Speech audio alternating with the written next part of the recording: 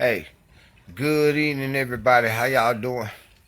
This your boy Rod Thomas Jr. and this is the real news behind the news, aka the Real News 3. Oh yeah, man. Today is Sunday, November 28th, I think, 2021. And real briefly, y'all, I'm explaining to you all why it is what I do here at the Real News Behind the News is so important that I don't even know why I'm doing it, but I know that the Creator, the one God that we all say that there is, He anointed me to do this.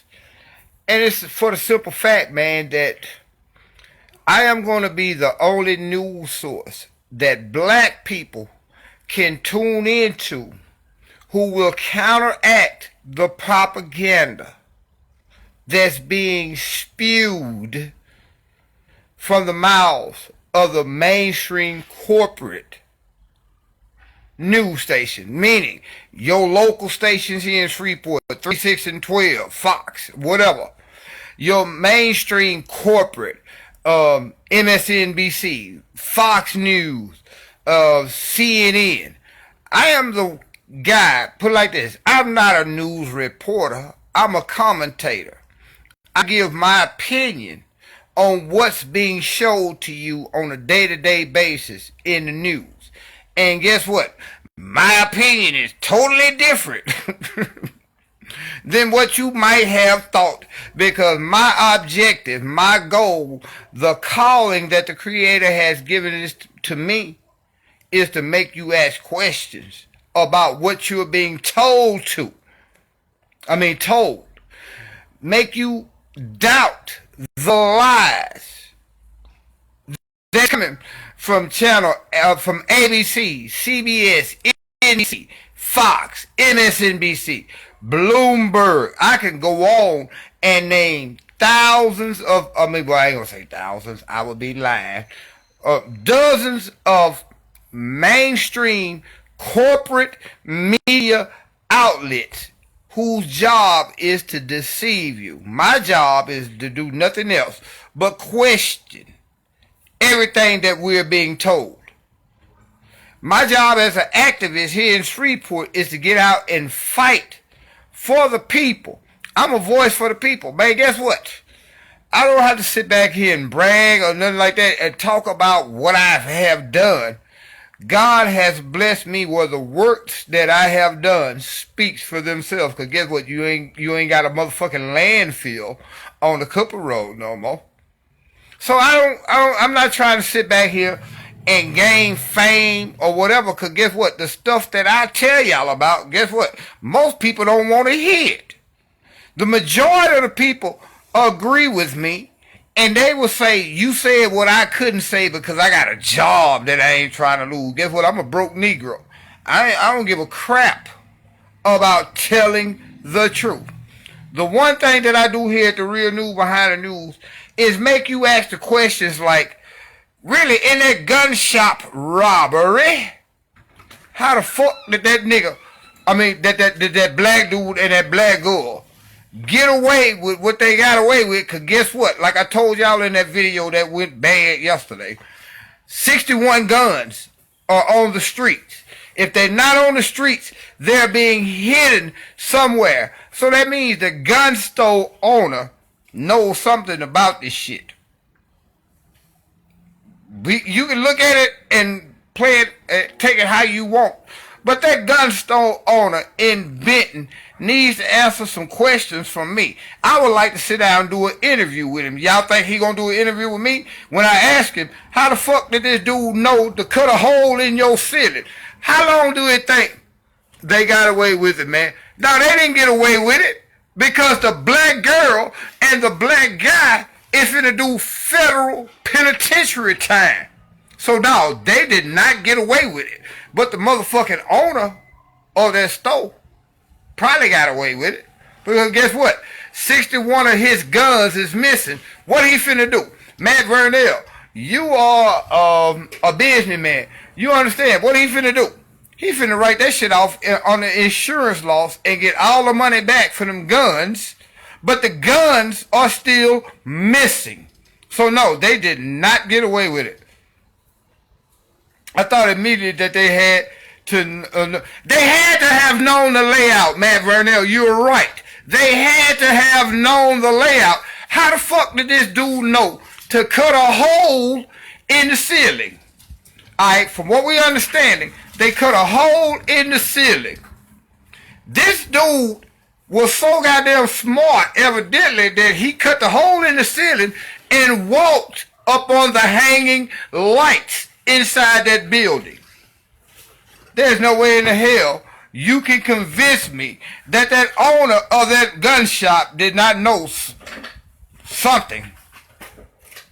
Because guess what?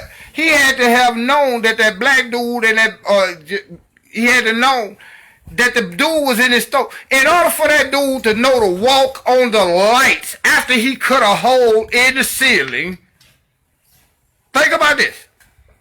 He had to know the layout of that building, meaning he had to been in that store somewhere within the last month and a half, 2 months, however long it been. The suspects, we ain't gonna call them suspects because they got a Negro arrested and a Negroess arrested, facing 61 fucking federal counts. Think about this. This dude was already a convicted felon. He's facing 61 federal charges, man. It's pretty hard to just cut a hole in the roof. You're talking metal, Matt Vernell. You are a roofer, so you know what I'm saying. That boy had to have some kind of counseling to make. How long did it take him to cut that hole in the roof? Matt Vernell, you are a roofer. Hey, Big Show, you are a roofer, so you understand what I'm saying. How long did it take that boy to cut that hole in that roof? Once he cut the hole in the roof, he had enough knowledge, whether it was given to him or he was smart enough to realize, now once I cut the hole in the roof, I gotta walk on these motherfucking lights. He had to walk on the light fixtures that was hanging from the ceiling, dropped down, stole 61 guns, put them in a bag, put it by the door, went back, got a handful of more guns, and from that point on, wait a minute, the motion detectors, I guess what, y'all, I used to install burglar and fire alarms. I know one goddamn thing, motion detectors would have detected him on top of them goddamn, on top of them lights. You cannot convince me the owner of that gun store did not know something. Someone cut a hole in the roof of my cousin's dad's house over 30 years ago near Southern University. Miss Ursula, how long did it take for them to cut that hole in the roof and your people didn't know about it? My whole thing is in this robbery. When he cut that hole in the roof, guess what? As soon as he dropped down, motion detectors, and again, I installed burglar and fire alarms. I know about motion detectors. There's no way in the heck you can convince me. Matt Vernell said, I thought it was a roofer that did the building when I first heard about it. Exactly, Matt. But the whole thing is, how did this boy, and I don't want to say boy, how did this young man, who's now, again, keep in mind, y'all, 61 guns are missing. That means at least 8 more niggas gonna get shot somewhere between here and Alexandria, because the girl was caught in Alexandria, in Rapides Parish, rather. She was down in Rapides Parish, which is where Alexandria, Louisiana is at. She was caught there. The brother was caught up here. Guess what? 61 counts. For every gun that is missing right now, both of them facing 61 counts of those guns being missing. So guess what's going to happen now? If the guns never turn up, they're going to show up because 6-7 Negroes finna get shot if we don't get these goddamn guns off the streets. If y'all know who did this, man, y'all actually helped them, that boy and that girl out by reporting this shit. Because guess what? If you report it and they get them 61 guns back, they cannot charge this brother and sister with 61 counts. Because that's what's finna happen. They finna charge that boy with 61 counts of a convicted felon. Fucking with federal charges on firearm theft and possibly distribution. But guess what, them guns gonna wind up? Y'all might not never know which gun it is that kills your nephew, your niece, your sister, your brother. But 61 guns on the streets here in Louisiana means at least 12 Negroes finna fucking die. Look at all the gun violence that we got going on right now. Burglary of a building. It's more than that, Sister J, because these niggas burglarized a gun motherfucking store. Stole 61 guns. And this nigga did some acrobatic shit that was really tight shit that you see on motherfucking Cartoon Network. Cause this nigga cut a hole in the ceiling, walked on some motherfucking lights, and walked out that building with 61 guns. And guess what? Not one gun has been found today. So this is what the real news behind the news do. Let me get back to what I originally wanted to say. This is what I do at the real news behind the news. I ask motherfucking questions that needs to be asked. Because there's somewhere along the line, and white people don't get mad, but I'm going to just be real. There's somewhere along the line, that white boy that owned that store, he going to profit no matter what. One thing I must stress to the people who follow the real news behind the news, please don't call while I'm going live. But let me go back to what I was saying. The owner of that gun store stands to profit everything because guess what? His insurance company is going to pay for them 61 guns that's missing. And his store was a piece of shit to the point where his motion detectors didn't detect this nigga walking on the lights at his store. Now, I cannot believe the story that we're being given. So again, me being the real news behind news, I'm going to ask questions. And when I ask questions, none of that shit seems. Don't none of that shit seem? Come on, man. Don't none of that shit seem like, to me, all that seems like some shit out of a Disney movie. Or some shit off out of Hollywood, where a nigga cut a hole in the ceiling, dropped down, walked up on the light, stole 61 guns. He got arrested. His plan was so good, all up into the point where he didn't plan what was going to happen after you walk out that goddamn store, and got arrested as a convicted felon who just stole 61 guns.